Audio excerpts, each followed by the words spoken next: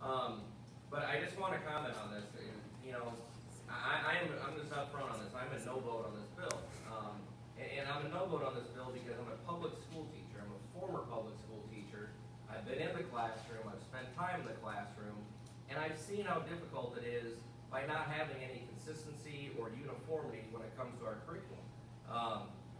You know, I have school districts in my legislative district that have students that are moving from one school district to another school district, or they're moving from an out-of-state school district to a state here, or coming into the state of Iowa, and it's hard to figure out what they've had for prior education. It's hard to figure out what types of things they've covered prior, and what the Common Core, what some of these things do, it provides us with some consistency in terms of, you know, what have students been exposed to at another school district.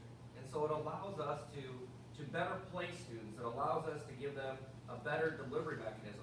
I've looked at this, and one of the things, you know, I've enjoyed is when I was a high school biology teacher, is I enjoyed the freedom of teaching some things that were personal to me, or things that I had a personal interest in. And one of the things that I always did with my students is we always had a bug collection, because I enjoyed entomology. Not necessarily was that in my curriculum. However, I had that flexibility and that freedom to do that, to do this bug collection that the students enjoyed. I've looked at this. It wouldn't take that away from me as a public educator. I would still have that freedom. But what I do enjoy is the fact that now we have some apples to apples comparisons going on to what a student is learning in school A to what a student is learning in school B. And so, you know, I understand the federal government and some of the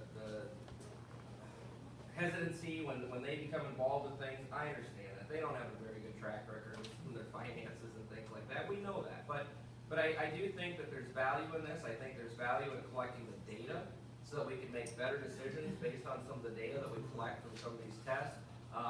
You know, I've taken a lot of statistical courses in my PhD work and whatnot for education.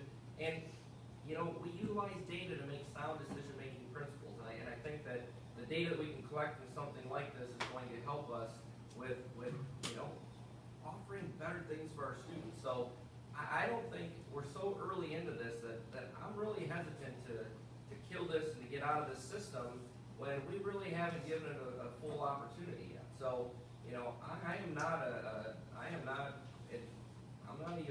yes vote on this bill. I'm a no vote, and that's why. I'm a public school teacher that supports public schools.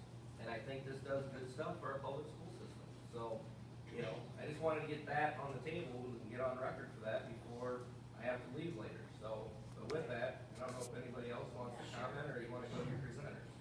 Cindy Winckler, and I'm a state representative from Davenport, Iowa, and I represent both Davenport, parts of Davenport, and Buffalo.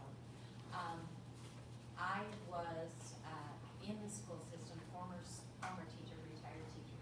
I was in the school system working for Davenport schools and then for Mississippi Bend AEA as the Iowa Core was developed in Iowa by Iowa teachers. We started this process in about 2002 ahead of the Common Core issue, but it ended up that it was kind of aligned with that. Only by timing, not necessarily by design.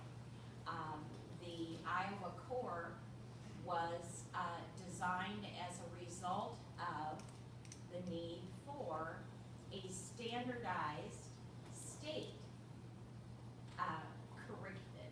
set of concepts and skills, actually is what it was called, and the assurance that each and every student would be actively engaged with those concepts and skills.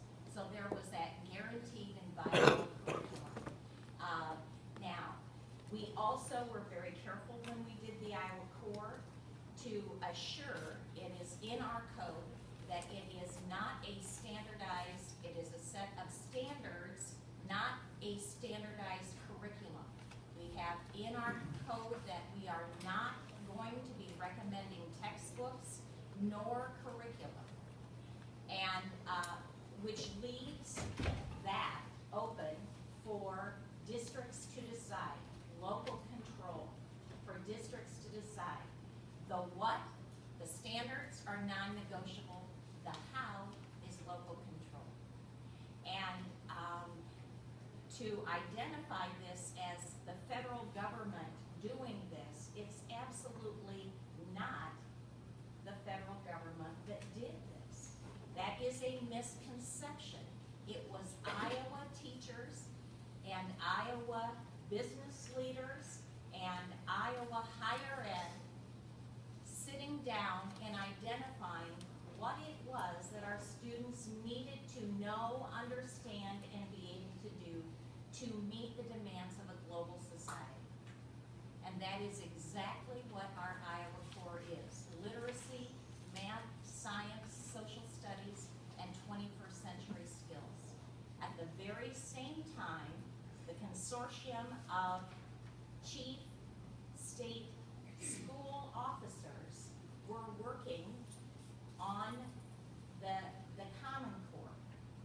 And they utilized the same materials, and they utilized, in many cases, the industry standard recommended materials that most of the time, as we in Iowa or teachers across the nation are developing content for coursework, we use those kinds of content-specific documents. When our Iowa Core was finished, the Common Core was there in literacy and language arts and in math. And so because we were one of the states that had most recently finished a state standard effort, we did the alignment with the Common Core that was done by school professionals nationwide. That alignment was close in many cases because we use the same research-based materials. And so I've read the information from the testimonies. My role in the AEA was to take our Iowa Core and work with teachers in content areas, and they were doing alignment with the Iowa Core. And the first question was asked, do you teach it? And the second question, do you teach it to all? Because that is the idea behind the Iowa Core, that each and every student would be actively engaged with that, with the essential concepts and skills. It is the ground floor. It is not the ultimate. That is not how the Iowa Core was designed.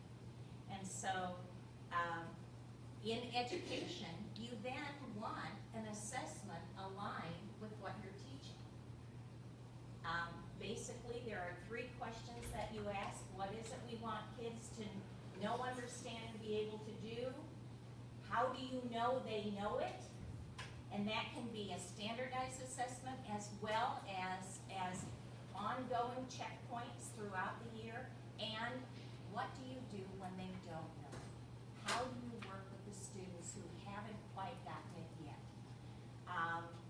And so that alignment, in many cases, created great conversations among educators on how they were going to proceed with that.